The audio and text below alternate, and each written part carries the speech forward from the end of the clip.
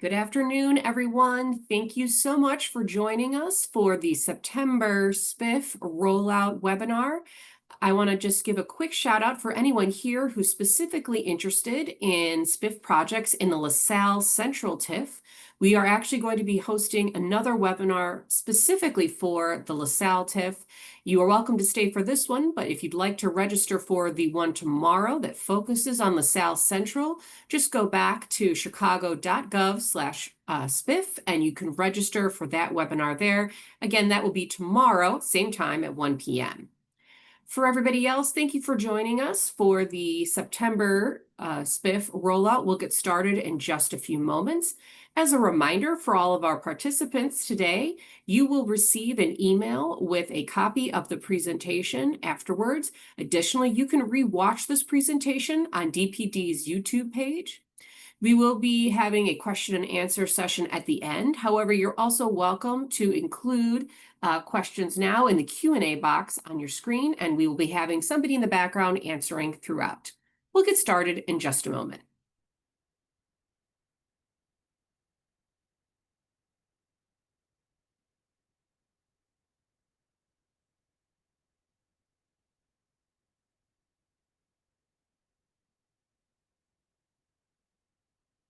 Again, thank you everyone for joining us today for the September 2025 SBIF District Rollout.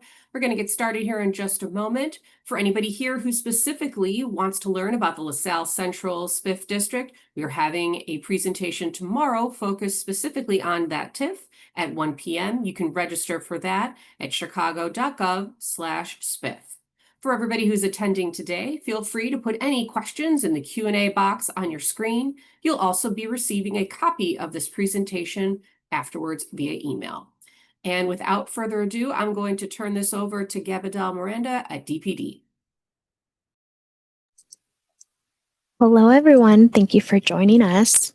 My name is Gabrielle Miranda, and I am Coordinator of Economic Development for the City of Chicago at the Department of Planning and Development, otherwise known as SBIF. A representative from our program will be joining us today and presenting and doing the presentation on the Small Business Improvement Fund program. I just wanted to welcome you. The Small Business Improvement Fund, also known as SBIF, provides grants to small businesses and property owners to make needed improvements to their properties. Over the last few years, we have made a lot of exciting changes to the SBIF program, including increasing the size of the grants available to you and making new funding available in TIF districts across the city. Technical assistance is a key part of this program. Yes. When you submit your application, you will be assigned a Summer Corps project manager. This person is there to help you throughout the SBIF process. If you have any questions about the process or run into issues that may delay your project timeline, you must call your Summer Corps project manager immediately to communicate that. They can answer your questions and help you problem solve. Your delegate agency is also another great resource. These are your local chambers of commerce or your community development corporations. Sylvia will list them later in the presentation. Just like Summer Corps project managers, they are also here to help you. They can help you with the SBIF application or things like making introductions with local lenders and helping you through the city permitting process. We are here to support you throughout your application and your project because we want to see you and your businesses and your neighborhoods flourish. With that, I'm happy to introduce Sylvia Orozco, SBIF Director for Summer Corps. Thank you, Gabrielle. Thank you all for joining us today. As Gabrielle mentioned, my name is Sylvia Orozco. I am the director of the SBIF program. For over 20 years, I've assisted over, I would say, hundreds of existing businesses, landlords, and startups. Summer Corps is the administrator of the SBIF program. Summer Corps is a not-for-profit small business lender. We offer SBA loans. We administer the NOF program as well as the SBIF program. We're celebrating SBIF's 25th year. SBIF is one of the longest running and most successful City of Chicago grant programs. We've helped retain and expand businesses in nearly every neighborhood throughout the City of Chicago. We've helped disperse over $120 million to over 2,400 businesses. So please be advised that this is a non-residential program. The grant cannot be used for capital or operating expenses. It is strictly for infrastructure repairs only. Again, thank you for joining us. We'll go ahead and get started with today's presentation. Today we will go over what is SBIF, what is the program mission, grant parameters, and project timeline. Getting started, is your business or property in a SBIF district? What SBIF districts are open or on deck? What are the SBIF program rules? How do you apply? And what resources are available to help? The Summer Corps will also give you a list of September rollouts, a sample project, we'll have SBIF facts, and the additional question and answer session at the end. Launched in 1999, the City of Chicago's Small Business Improvement Fund program, known as SBIF, promotes economic development by providing small businesses and lenders and landlords with reimbursable grants for permanent building improvement cost. Residential projects are not eligible. SBIF grant uses local tax increment financing, known as TIF revenue, to reimburse grantees for the pre-approved repair or rehab of their business facilities or adjacent land acquisition. Summer Corps is a program administrator contracted by Chicago's Department of Planning and Development.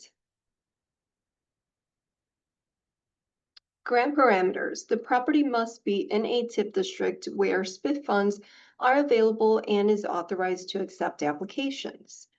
Applicant types that are eligible for the grant include landlords of commercial or industrial properties, owners and operators of commercial or industrial, business owners who also own the property, tenants with prior written approval from property owner, and startups may apply with a business plan. Just note that a current City of Chicago business license is required for final disbursement. Eligibility. Commercial or industrial landlords must have less than $9 million cumulative in net worth, and $500,000 is the maximum for each individual as far as liquid assets go. A commercial tenant or owner-occupied business on average must have less than $9 million in gross sales per year. Industrial tenants or owner-occupied businesses must have 200 or fewer full-time employees. All owner-occupied properties are subject to both tenant and landlord requirements.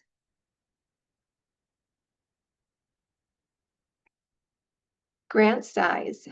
$250,000 is the maximum per industrial property, $150,000 being the maximum per a commercial property that's occupied by a single owner or tenant.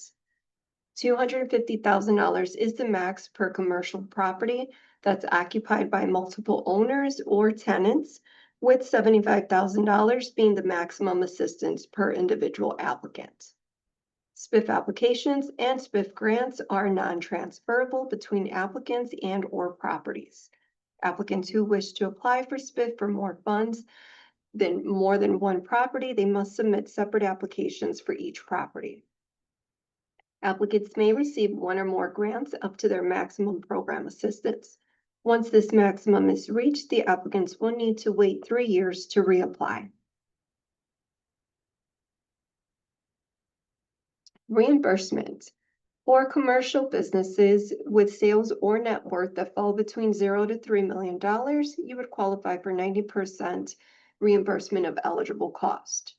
Sales or net worth between 3 to 6 million qualify for 60% reimbursement, and sales or net worth between $6 to $9 million qualify for 30% reimbursement of eligible cost. All industrial projects qualify for 50% reimbursement of eligible costs. Here we have a grant calculation example. Let's say that Grace submits an application for a SBIF grant in an open district with a total eligible project cost of $100,000. She's proposing to make permanent building improvements to her existing retail shop for which she's a tenant. Grace has been in business for 5 years. Over the last 3 years, her gross sales averaged $1.5 million. Here's a breakdown of the eligible cost. The total eligible project costs are at $100,000. As a commercial tenant applicant with gross sales under $3 million, she qualifies for a 90% reimbursement of the SBIF grants. The city's responsibility at 90% is $90,000, and the applicant's responsibility at 10% is $10,000. The SBIF program is a reimbursement grant, so project participants should be prepared with financing to support the cost of the permanent building improvements. Applicants are encouraged to contact their business lender or reach out to one of the lenders listed on the Summer Corps' website in a timely manner. Grantees may choose to complete their project in phases rather than covering 100% of the project cost up front. To participate, the grantees must receive an approval for the full scope of work and the phase work schedule. Construction timing will be based on necessity and contractors' recommendations. Receiving phase disbursements will be based on progress of work. Here we have a phasing example. So let's say that a project requires a new roof, a new HVAC system, and facade renovations. This contract price came out to be $180,000. The applicant qualifies for 90% reimbursements with a maximum of $150,000 grant. So let's say that the contractor recommends the roofing to be completed first. This has a price tag of $60,000. So the applicant can pay the $60,000 to get the roof completed, send us proof that that work has already been done. We will then reimburse the applicant 90% of that, which is equal to $54,000. That $54,000 can be used to move forward with the next projects, whether that's the HVAC system or the facade renovations. So let's say they went with the HVAC at $40,000. So they can get up to $36,000 in reimbursements and then use that to move forward with the facade renovations. So they can receive up to 3 disbursements if phasing out the project.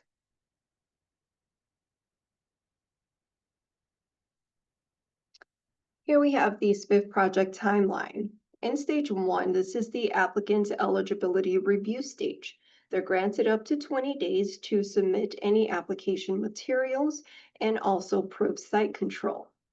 If deemed eligible, they will be moved to stage 2. This is the project eligibility review stage, where they're granted up to 120 days to submit any plans, bids, and specifications, and also cure any debts to the city of Chicago.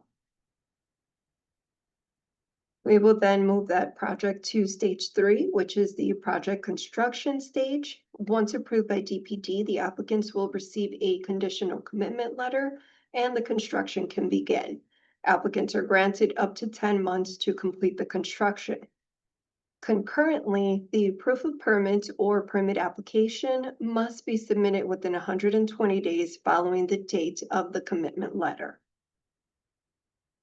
Stage 3.4 is the proof of financing stage. The applicants are required to provide proof of funds.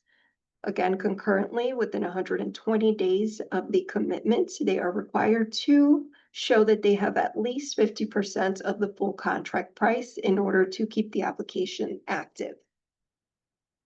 Then comes the construction phase. Once that is all done, it will move into stage 4, which is the reimbursement stage.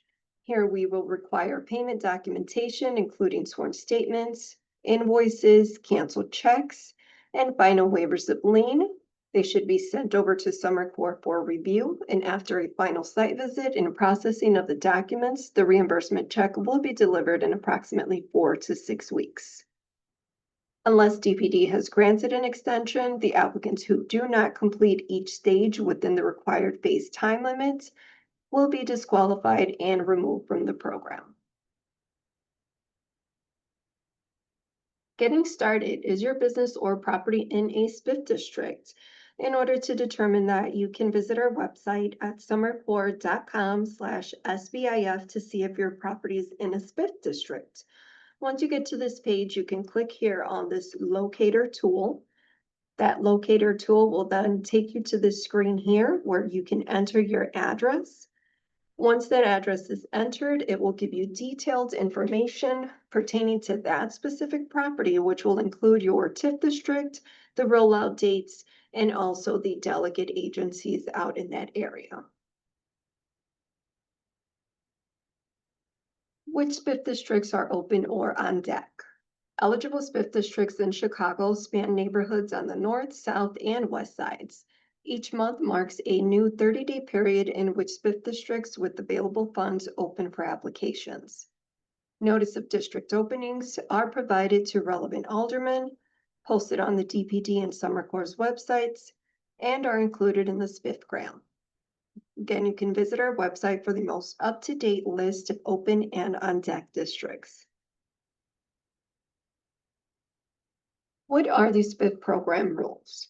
Some of the ineligible business types include chains and franchise businesses, places of worship, private clubs, gas stations, smoke shops, tobacco dealers, liquor stores, currency exchanges. Businesses similar to these do not qualify for SBIF. If you are not sure, you can always check in with us and we'll let you know whether or not your business qualifies.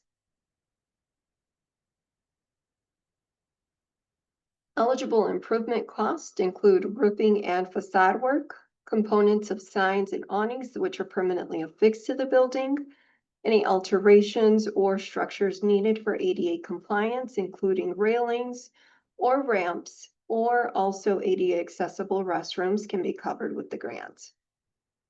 HVAC and other mechanical systems, plumbing and electrical work, certain project-related architectural and construction management fees that are related to the approved project can also be covered. Permanent interior renovations, including fixtures, and the purchase of adjacent land parcels for purposes of expansion or parking.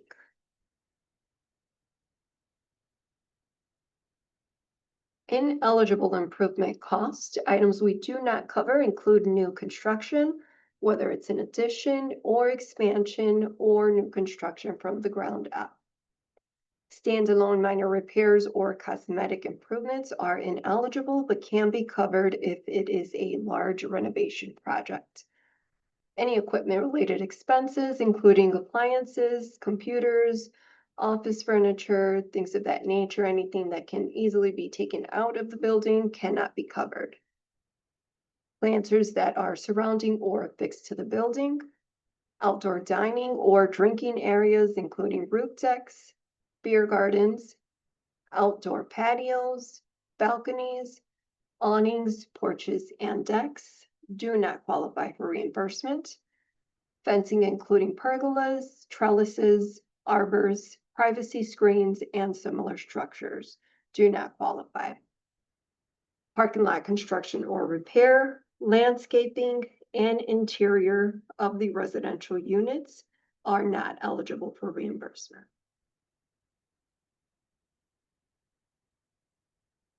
Design requirements. The applicants for commercial properties that are seeking a grant of $25,000 or greater are required to make at least one exterior improvement using at least 10% of the maximum grant amount. To receive project approval from DPD, the improvements must conform to DPD's design guidelines. The applicants are strongly advised to consult with Summer Corps and design professionals on design requirements and guidelines before drawing up plans for work.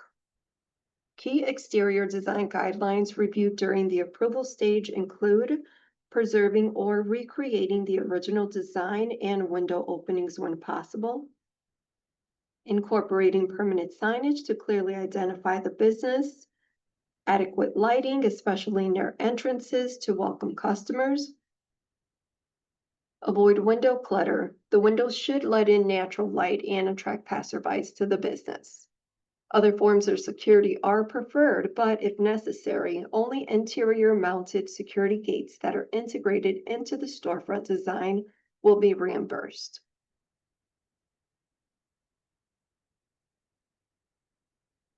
Applicant compliance. Checks will be performed on all applicants during the approval stage to ensure that they are compliant with child support laws and not indebted to the city.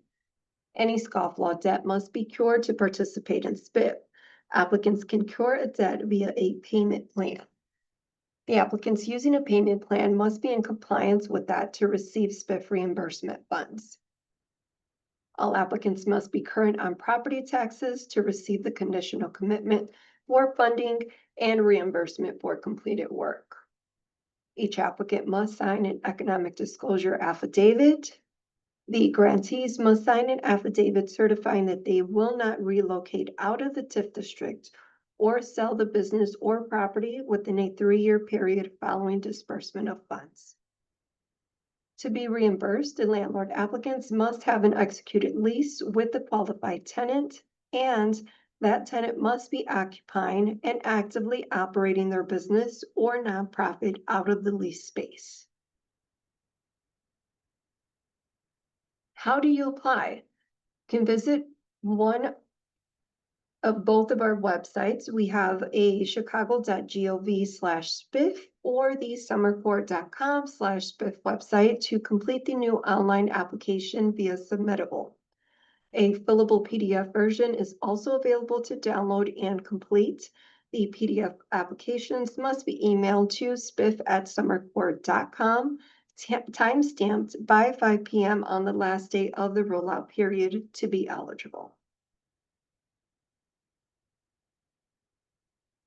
What resources are available to help?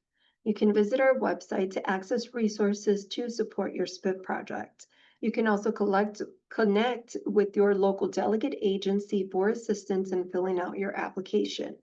Here you can find our program rules, the SBIF locator tool, the list of lenders that are familiar with the program, and also additional resources for current applicants, as well as licensed contractors can be found here on this page.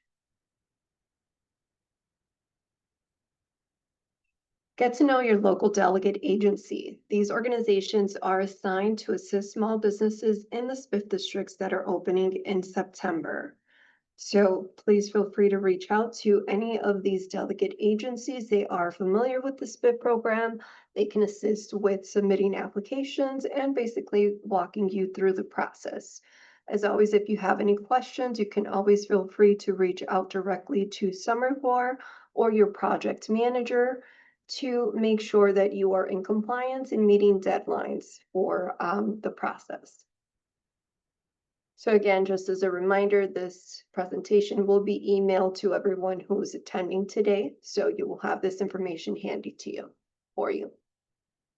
So for September, we have these districts that are currently accepting applications through September 30th at 5 p.m. The districts open include Austin Commercial, Inglewood Neighborhood, Goose Island, LaSalle Central, and South Chicago.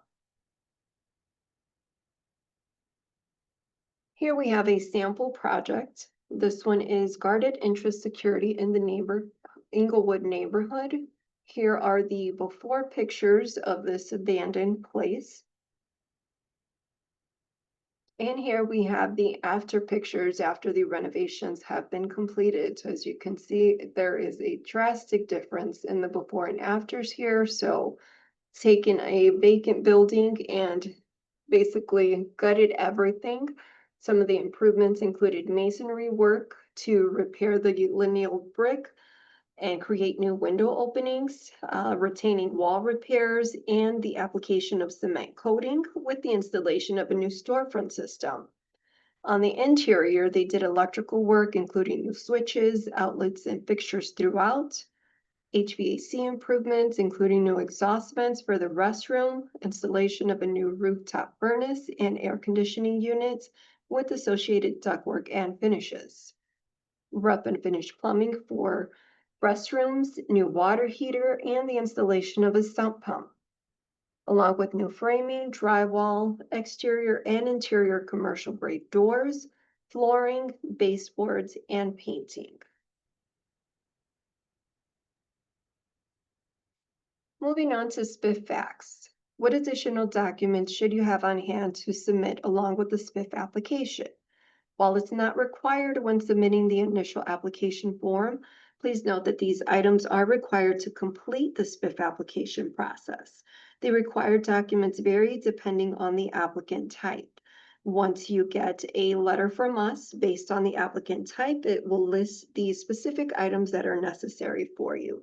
Some of these items include business tax returns, proof of ownership, lease agreements, economic disclosure affidavit. Some of these forms are provided to you in template forms, and some of these items must be submitted on your behalf.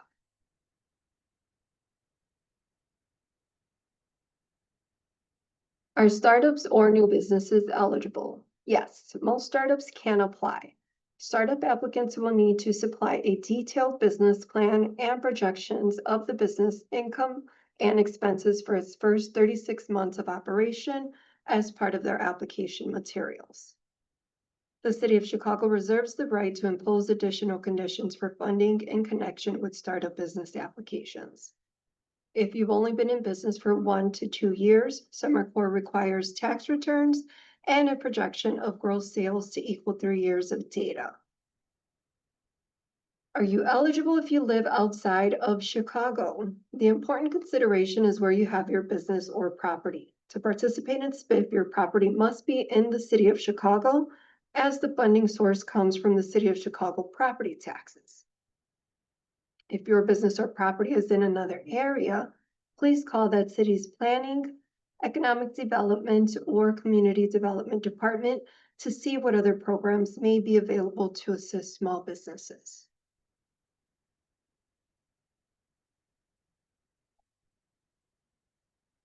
What if your building has both business and residential spaces? This program is for business use, but there are mixed use exceptions. Many envelope projects such as roofing, facade improvements, and tuck pointing can be eligible. Can SBIF be used with other City of Chicago grant programs? The answer is no. SBIF cannot be used at the same time as other financial assistance programs like the Neighborhood Opportunity Fund or the Chicago Recovery Plan grants on the same project covering the same work. However, you may apply for multiple grants at the same time and select the best fit for your project, provided you stay within the grant timeline requirements. Will there be enough SBIF funds for all applicants? Each TIF district that has a SBIF program authorized in it has limited funds reserved for the program. If the demand for SBIF funds is greater than the available funding supply, then a lottery will be conducted to determine the order in which each grant application can be accommodated. If any surplus funds become available, they will be allocated to waitlisted applicants. Is there SBIF funding in your district? Every SBIF area has its own budget that the city refills if it has TIF funds available and if there is a demonstrated need for more grant money. We also maintain an interested parties list for funds, which you can also send an email to sbiff@summercore.com to join. When more funding becomes available or the city allocates more funds, we will let you know. The interested parties list helps the City of Chicago gauge demand for additional funding. What if you are in a TIF district and it is not a SBIF? Tax increment financing, known as TIF, is the mechanism that funds the Small Business Improvement Fund program. So if you are in a TIF district and it does not have a SBIF, please contact your alderman. Here we have contact information for the SBIF team. Again, we have 2 websites that you can visit. Google Translate is available on the chicago.gov/SBIF website. So you can change that into just about any language that is available there. A copy of the presentation and a link to the video will be emailed to all attendees. Again, thank you for joining us. We'll go ahead and get started with the question and answer session. Thank you again, Sylvia. I appreciate that. I think that it's always nice to sort of start the conversation. Just maybe you can cover some of the most common challenges that applicants can face when they're applying for the SBIF program. Sure. So the biggest challenge, because this is a reimbursement grant, is upfront financing. So it's never too soon to get started with that, even if you're just in the, starting phase of just submitting the application. We don't want you to basically use your time once you're granted approval to utilize, that time to start getting your financing in place. So the sooner the better. I always suggest to start with your lender that you already have an established relationship with. Let them know that you're participating in the program and that the reimbursement can also be assigned directly to the lender. So we can have a letter of direction so that the grant proceeds go directly to the lender as opposed to the applicant. And that will pay off a large chunk of the loan. The applicant will then be responsible for paying off the remainder. So that would be the biggest challenge. So again, never too soon to get started with seeking financing for the project.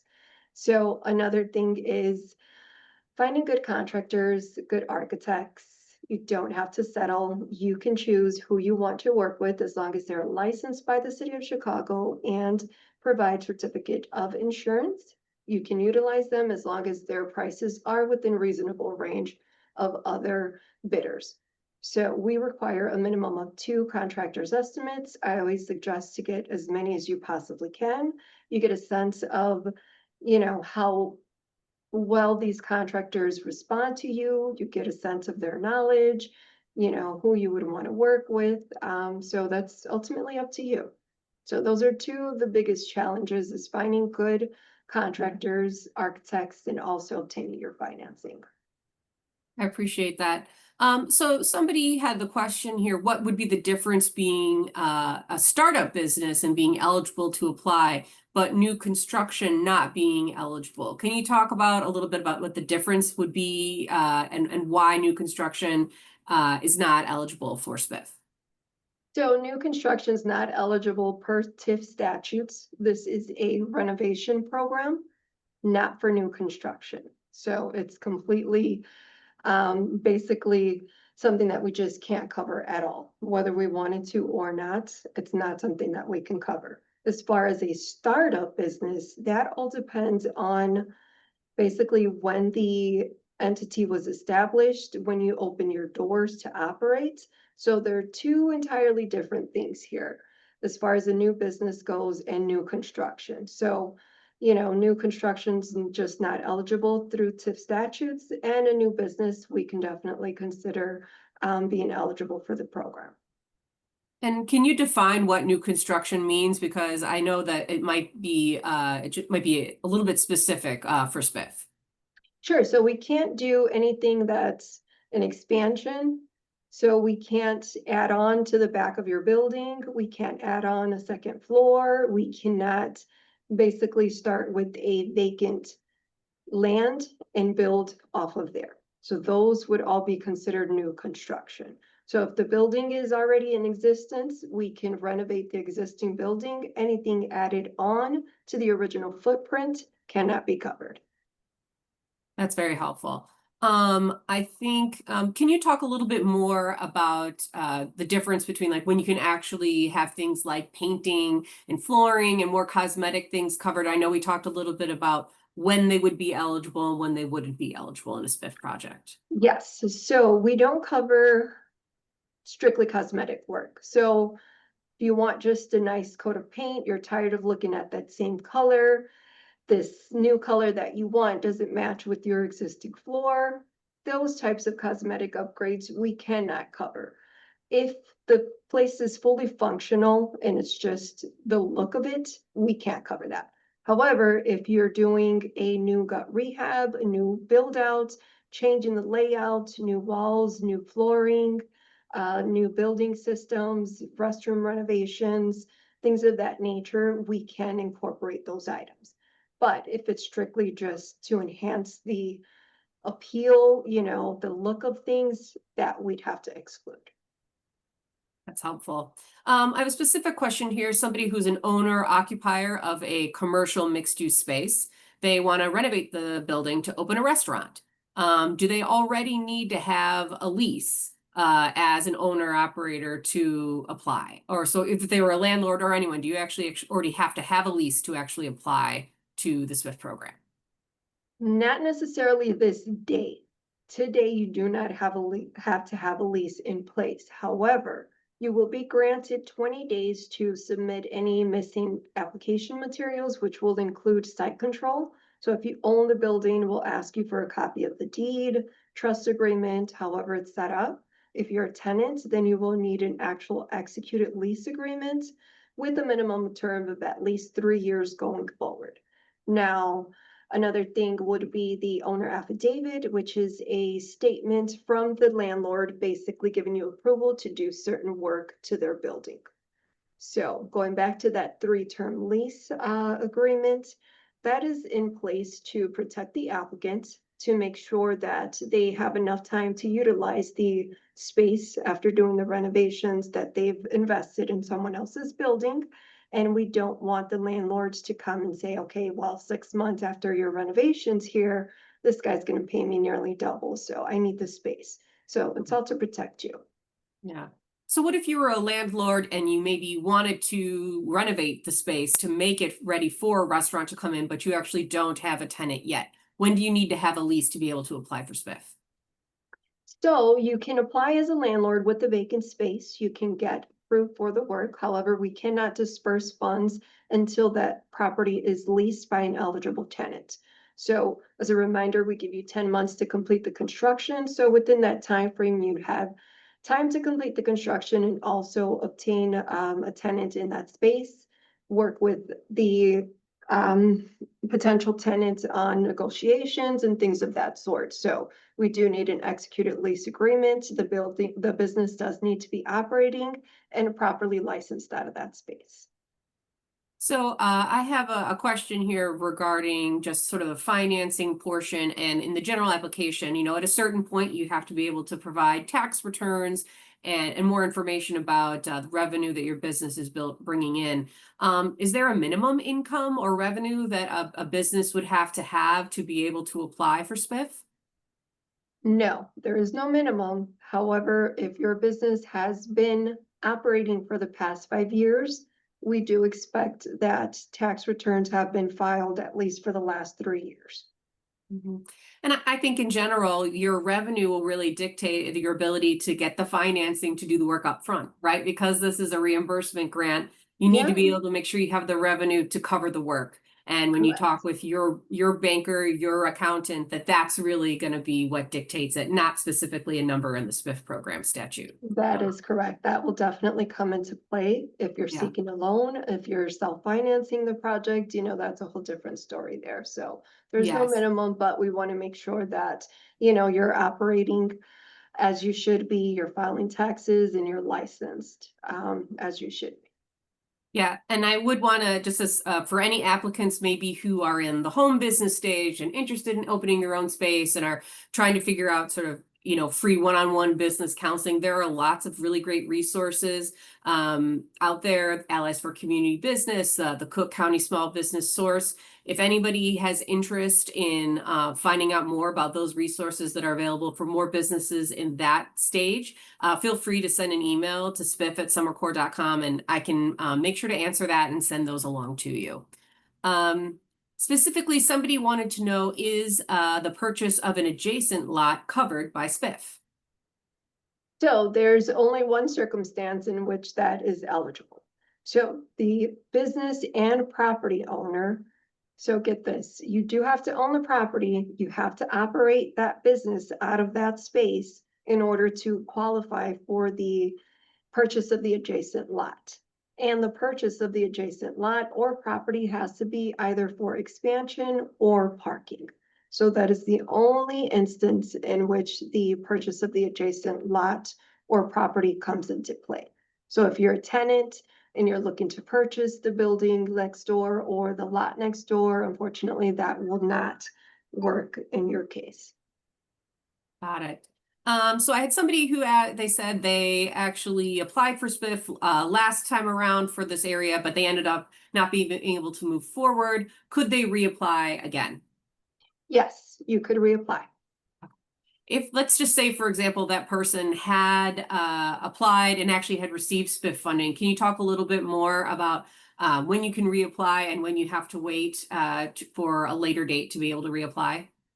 Sure, so you can apply multiple times until you reach the full maximum grant amount.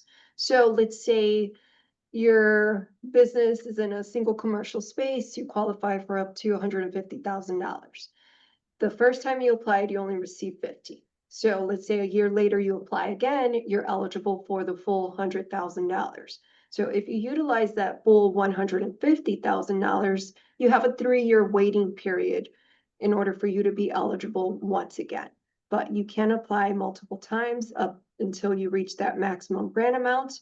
Then there's a 3-year waiting period after that. And we cannot redo or undo any work that was previously covered by SBIF. Right. And if you did apply before and maybe things didn't move forward, you still need to actually submit a new SBIF application. Your old application, if you ended that, if you were either left the program or didn't meet the criteria, you have to get a brand new application, correct? That is correct. You do have to submit a new application within the authorized acceptance period.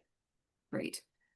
Somebody wanted to know, what specifically are the criteria to be eligible as a non-for-profit? What's the difference between that and maybe a traditional small business?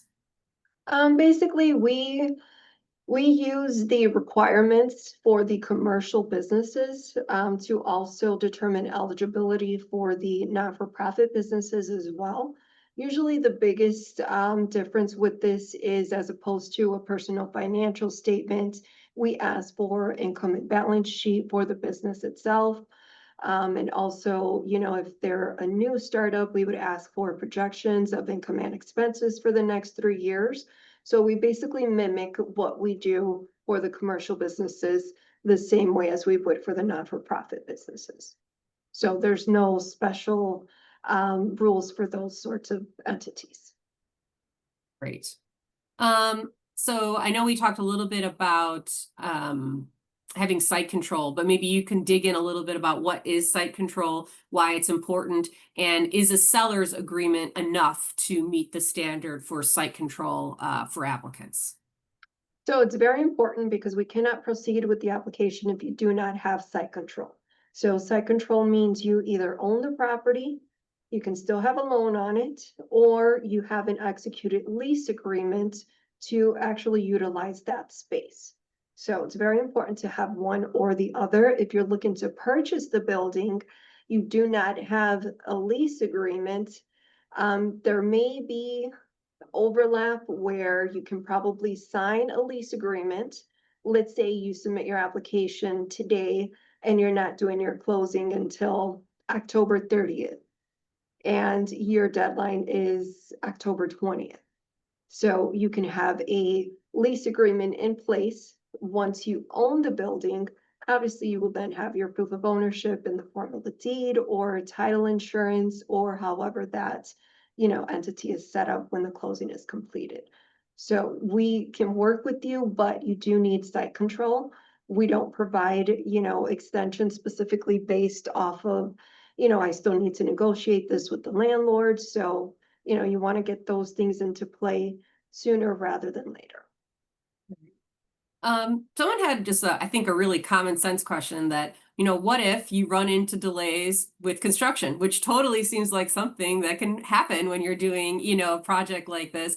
How do you approach that to make sure you're meeting the deadlines and working within the SBIF rules to maintain, your participation in the program? So we're fully aware that a lot of things are sometimes out of your control. However, it is the applicant's responsibility to make sure that they are doing things in a timely manner, which includes getting your financing in place, getting your permits that you need. If you're not sure whether or not it requires a permit, I suggest reaching out directly to Summer Corps so that we can review your scope of work and let you know exactly what it is that you need. But you want to keep things moving along. If there are delays, you want to let us know right away if there's something that we can do to assist. For example, if there's a delay with the issuance of the permits or reviews with the city of Chicago, we can request expediting if there's specific issues that need to be addressed, that have not been brought to your attention. We can nudge the city and say, hey, what's going on with this one? But basically, it is the applicant's responsibility to keep things moving along. If there are issues, you want to bring that to the attention of your project manager sooner rather than later. Worst case scenarios, if you need to change contractors, we can allow that. However, everything has to be brought to Summer Court before any changes take place. The reason is if you change contractors, you don't tell us, and they're not licensed or insured by the city, and they paid, Tom, Peter, and Paul, from down the street to do the work, we won't be able to reimburse you for that. So you want to make sure that you keep communication open and clear with the project manager so that they can properly guide you throughout the process. But Makes sense. you are allowed up to 2 extensions. We do not recommend that you use it in the first or second stage, just in case you need it later down the road, and all depending on the extent of the project as well, weather can come into play. So you want to keep that in mind. You want to make sure that you get that roof done before the winter really sets in.